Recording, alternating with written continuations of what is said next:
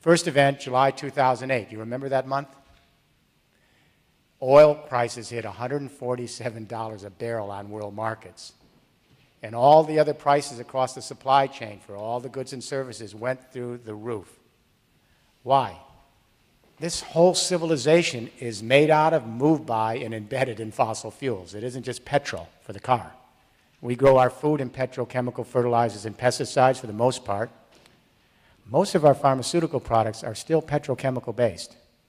All of our construction materials are fossil fuel based, from plastic to cement. Our synthetic fiber, our power, our transport, heat and light, all of it's fossil fuels. So we've literally exhumed the burial grounds of the Carboniferous age, and we've taken those composites and we've built a great short-lived civilization. So in 2007, when crude oil prices started to go over 80 a barrel, all the other prices on the supply chain went up. When we hit 120 a barrel, we had food riots in 22 countries because 40% of the human race lives under $2 a day.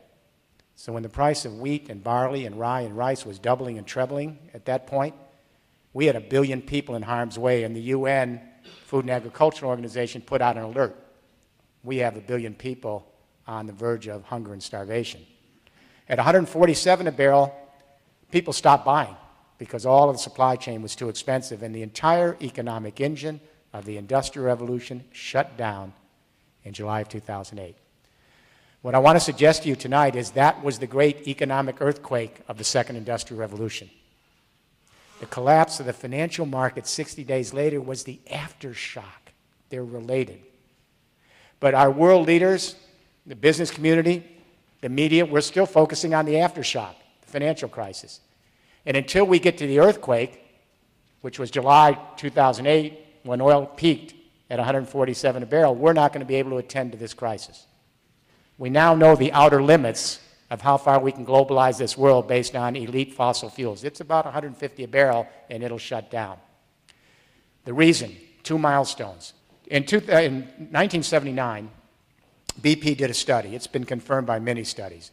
If we distributed all the crude oil at that point that we had to everyone alive at that moment in time, that's the most oil everyone could have, if we shared it. We found more crude oil in the last 30 years, but population rose quicker.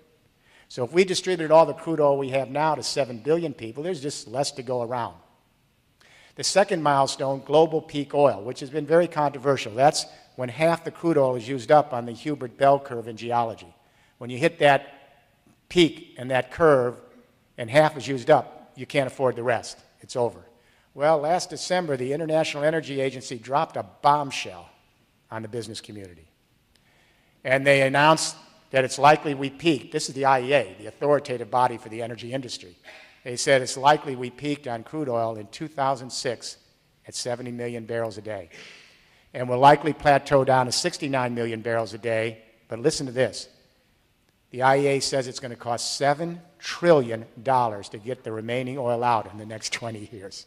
So when India and China made a bid to bring 1/3 of the human race into the game at a blistering 9, 10, 11, 12% growth rate in the last decade, the aggregate demand of the developing and emerging world against the crude oil supplies for everything from petrochemical fertilizer to construction went through the roof, shut down at 147 a barrel. Every time we try to regrow the economy now at the same rate we were growing before July 2008, we're going to hit this same conundrum.